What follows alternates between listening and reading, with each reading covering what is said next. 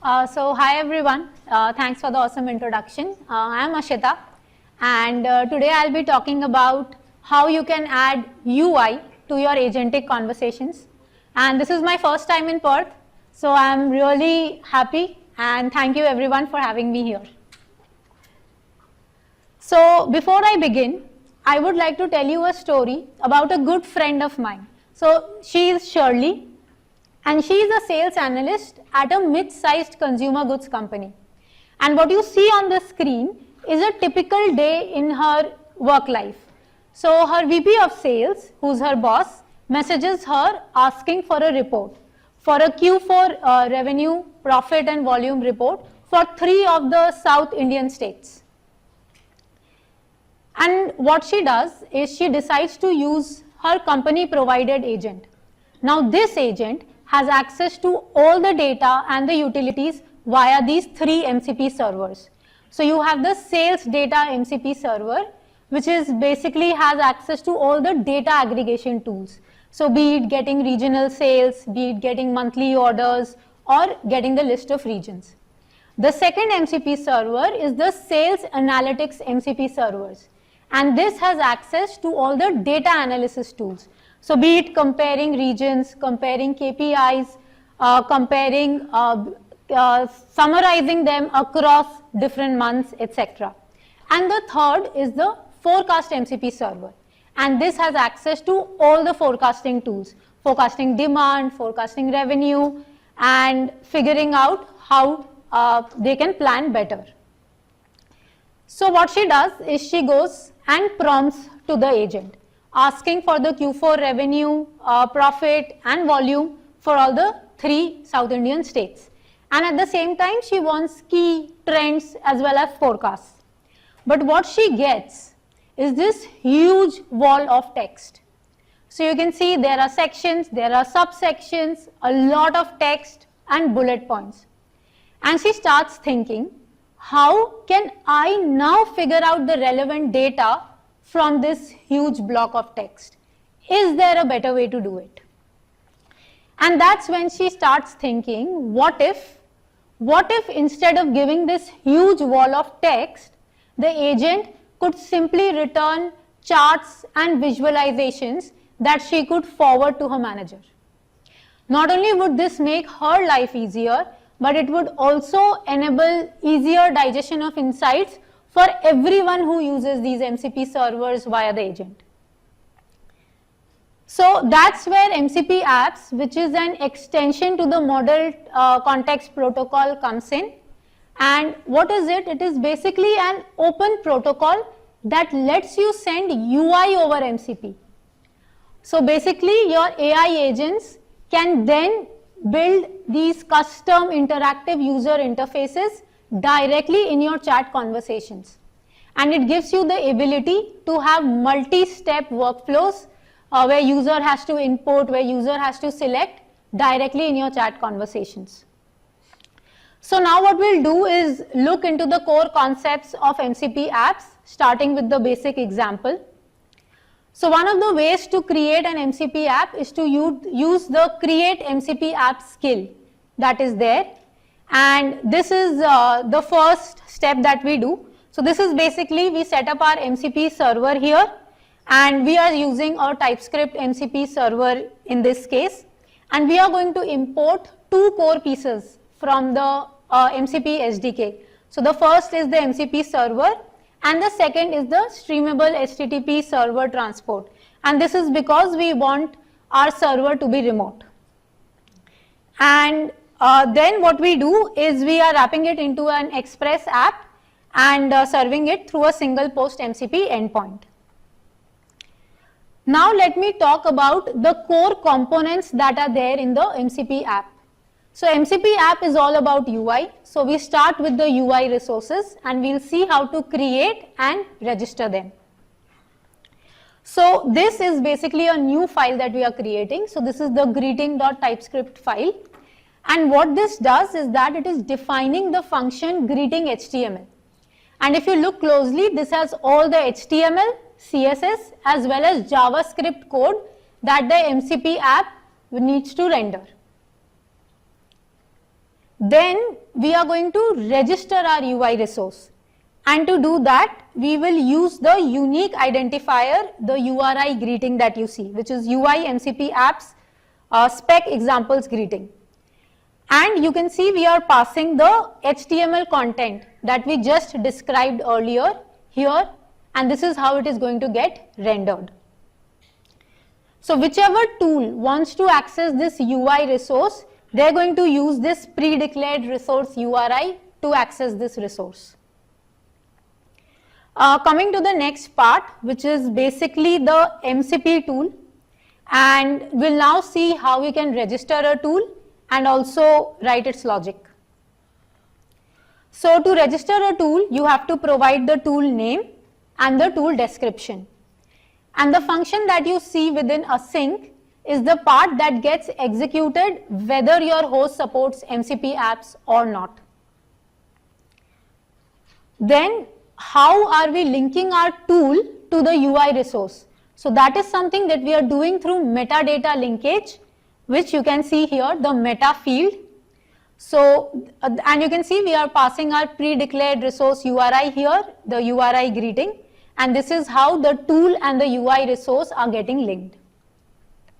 So this pattern is very, very critical to MCP apps because this is how the server declares the view, the tool points at it, and the host exactly knows what it is supposed to load. Then we come to the host, and it is nothing but your AI client. So MCP apps is fairly new, and there are not a lot of AI clients in the market that support MCP apps fully. So you can see here the list of the current AI clients that support MCP apps, and you can go to the link to figure out the latest AI clients that are supporting MCP apps. So one of them that supports it is VS Code, and we'll be using that as our example going forward. So this is how you can add any MCP server to your VS Code through MCP JSON, and here we are adding the locally running streamable HTTP server. We discussed about host, but where does the host actually render your UI? So that is called the view, which is basically a sandboxed iframe. Now this sandboxed iframe has restricted permissions, and all the communication it has with the host is auditable. And sandboxing is basically a security mechanism to make sure that your MCP app cannot manipulate or try to access the host in unpredictable ways. And the host and the view, they have bidirectional communication, and they talk to each other through the standard JSON RPC over post message. So now let me go back to the HTML UI resource, and I want to talk about a few functions and methods here. So the two functions that you see, the RPC client script and message handler script, so these are these functions, what they do is they provide the boilerplate for request method for any calls that expect a response, as well as notify method for fire and forget notifications. And your message handler script provides boilerplate for all the post message events that are going to happen. So for handling all the post message events that the host and the view have. Then I want to talk about two other requests as well. So the first is the UI initialize, and this is how your view initiates a handshake with the host. So it's going to send these three information, the protocol version, app info, and app capabilities. And once it gets a response back from the host, it is going to fire this notification, the UI notifications initialized, and confirm that the UI is ready. And it is going to also update a DOM element saying that the handshake has been completed. So this is basically the startup sequence that will happen every time your MCP app is to be rendered. So let me show you the example here. So we have built our MCP server and connected it to VS Code, and when I say hello MCP apps, I'm triggering the tool call here. So you can see the MCP app is now displayed in your AI client itself. It's a card which has hello from MCP apps. You can also see the handshake complete element as well. So we saw two methods, but there are also other requests that the view can ask the host for. So one of them is open link. So this is when the view wants the host to open a link in the user's external browser. So let us see that in action. So you can see here when I type open link, it is calling that tool and it is asking to open a link model context protocol.io. And once I click on open,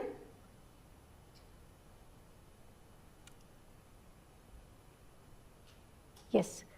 So once I click on open, VS Code is going to ask for again a permission whether the user is permitting it to open that external website.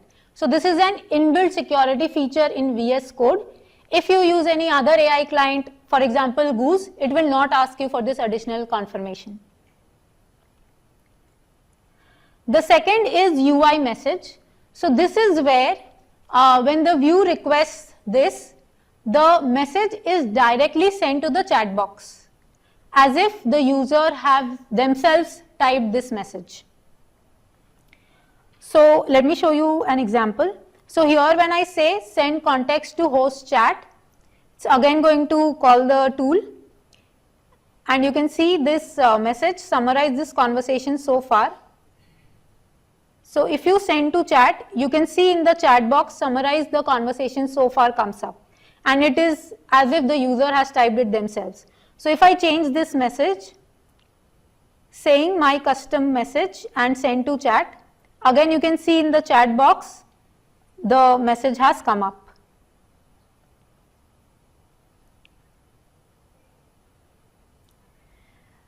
Okay, so another request that is there, that is the UI update model context.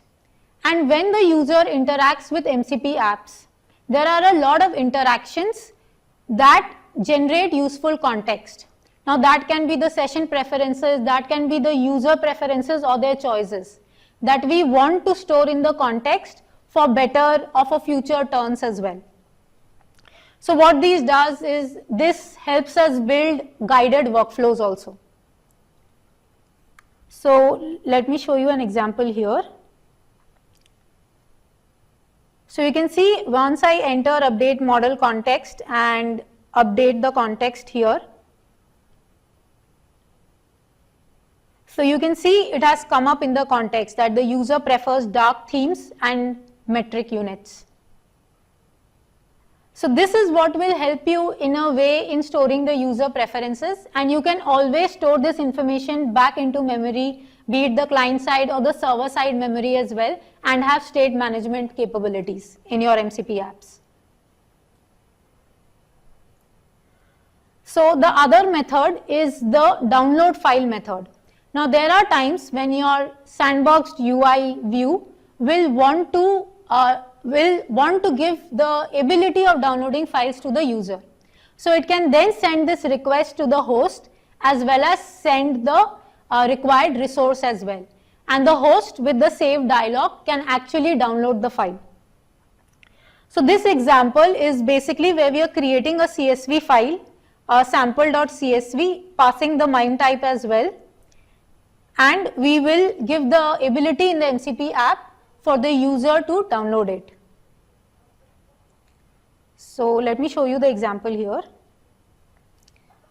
So when I say download sample files and when I click on download CSV, you can see the sample CSV comes up, and you can see when I click it, the sample CSV is actually displayed in the code editor, and you also have the save dialog option here.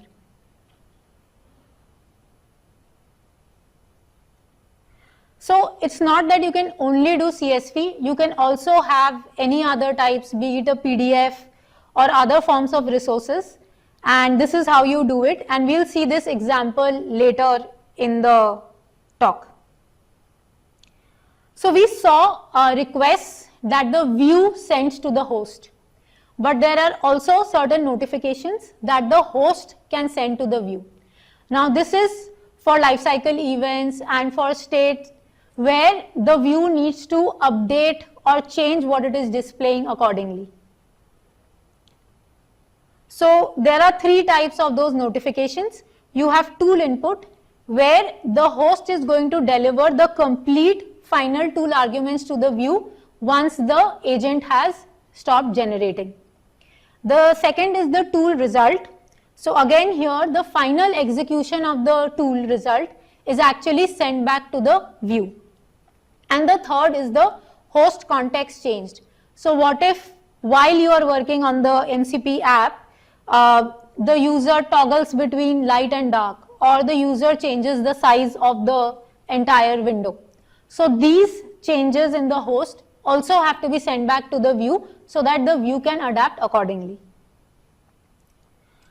Then one of the key things in MCP apps is the ability to call another tool from the MCP app itself. What it means is that one tool can call another tool. And this starts making MCP apps a broader interface for tool orchestration. So what I'm doing here in this code example is creating and registering a new tool called eval tool on the MCP server, and what it does is that it evaluates a string expression. And here in the MCP apps we have this provision of setting the visibility. So here you see the visibilities app, and by default all your actions are visible to both the app as well as your agent. But we can hide any action from the agent.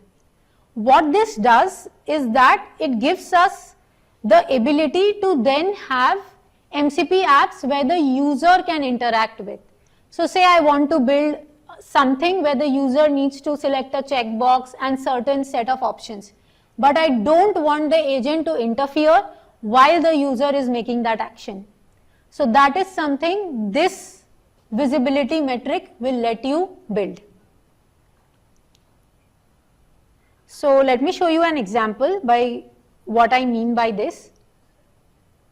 So here you can see I am calling my tool call, and when I am calling tool call, it's going to call my eval tool that I made.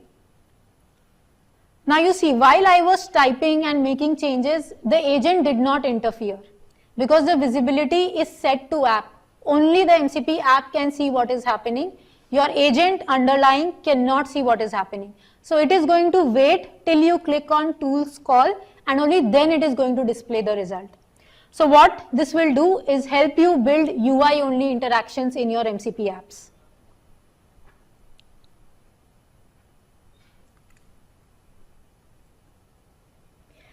And so far till now we have been working with apps where all the HTML, CSS and JavaScript is self-contained within the application itself. But what if you want to access any external resource, be it an external website, or say you want to use a chart.js for visualization or a pdf.js for rendering a PDF previewer. So that's where content security policy comes in, because it gives you the ability to explicitly set what domains you can use. So here you can see using connect domains and resource domains is how we are setting the permission. So connect domains is basically for network data requests, and your resource domains is where you want to load any static assets. So here you can see I have put cdn jsdeliver.net, and it will allow me to get the popular JS packages.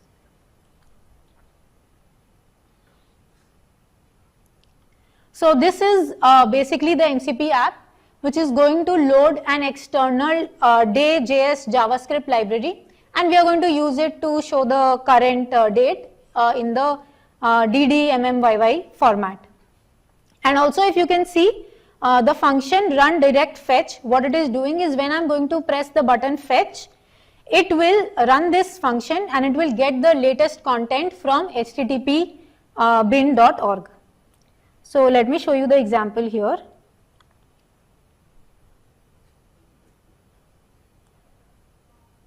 So you can see it has successfully loaded day.js to show the current date format, and the moment I click on fetch, it starts fetching the data from the website. Okay, so now we have gone through the fundamentals, and let us see how we can help Shirley in her journey. So when I type in get sales data here, you can see this is the MCP apps that comes in. You have selectors, you can select the time period, you can select the regions that you want, and only when you click on submit is when this data is actually sent to your agent. Then when you type in visualize, this that you see on the screen is another MCP app. This has chart.js and it has all the visualization built. You're able to see the bar chart, you're able to see the pie charts, the column charts, and all these have been approved as per our content security policy. And the third thing is when I do generate PDF report, this is the third MCP app that is coming up, and you can see you can preview the PDF as well. You can even download the PDF through the button that is there. And you can see how instead of just text, now all of this is just like a normal app, and all of this is happening inside your AI clients within the agentic conversations that you are having. So many a times your MCP apps does not blend with the host as such. What if your VS Code is in the dark mode and your MCP app is in the light mode? So how do you get that host information back to the MCP app? So that you can do, so MCP apps supports host aware theming, and when you send the UI initialize request, the host actually sends back this information as well as the capabilities that it supports, and that's where you can use them and use the apply host context in your MCP app to make sure that your MCP app and the host blends together. The other thing is around design systems. So brands as such are very particular and finicky about their design system. They want their UI to be in a certain color, in a certain typography, fonts, everything is decided. So that is where, how can you actually bring in your brand's design system into the MCP app? So say you have a storybook. So you can actually do that, and using any coding agent that is connected to your storybook MCP server, you can turn it into your MCP apps UI. So this is like an example. So it's the same example that we saw for helping Shirley, but you can see this is a completely different design system that the brand uses. So does anyone know which design system this is? So it's the neo-brutalism design system. So even after doing all this, our MCP apps were still running locally. But what is the use of building this MCP apps if others can't use it simply? So that's where you need to make sure that your MCP server is a remote MCP server and is hosted somewhere, so that anyone using any AI client can actually use these seamlessly. So that is where Amazon Bedrock AgentCo runtime comes in. So what it does is that it provides a managed scalable runtime for your MCP server with both OAuth as well as session isolation. So the way to do it is you'll have to prepare the server, and you will have to expose a post MCP endpoint, which we've already done in our code earlier, and make sure that it is set to streamable HTTP. And you can target Linux ARM64 in your container build. You have to add a Docker file with all the instructions and a Docker ignore, and make sure you run your build locally before trying to deploy it. Then you will have to install the Agent Core CLI and configure the runtime as well as the deployment target. So what this will do is create an Agent Core JSON through which you can actually add your runtime block with entry point and your runtime version as well. Set up the Cognito user pool and create resource server and app client for machine-to-machine authentication. And I'm using the JWT auth here for authentication. So you'll also have to add that to your Agent Core JSON. Then you can simply do Agent Core deploy, and it's going to trigger a CDK plus code build to create the runtime for you.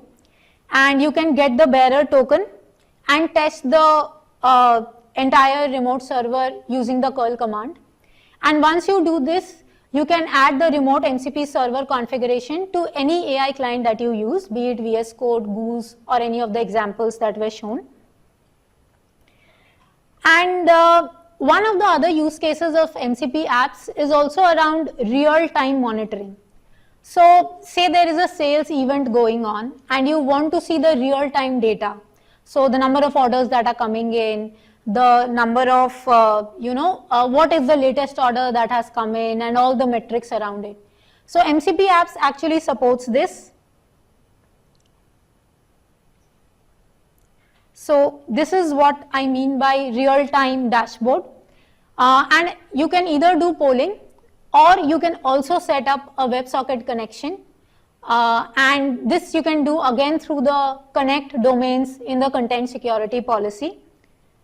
And currently the WebSocket connection part is not supported by VS Code. So this has been done on Goose to show you that this is possible in MCP apps. And with this we come to an end for this session. And today we saw how you can extend your existing MCP servers to actually build interactive UI within your chat conversations itself.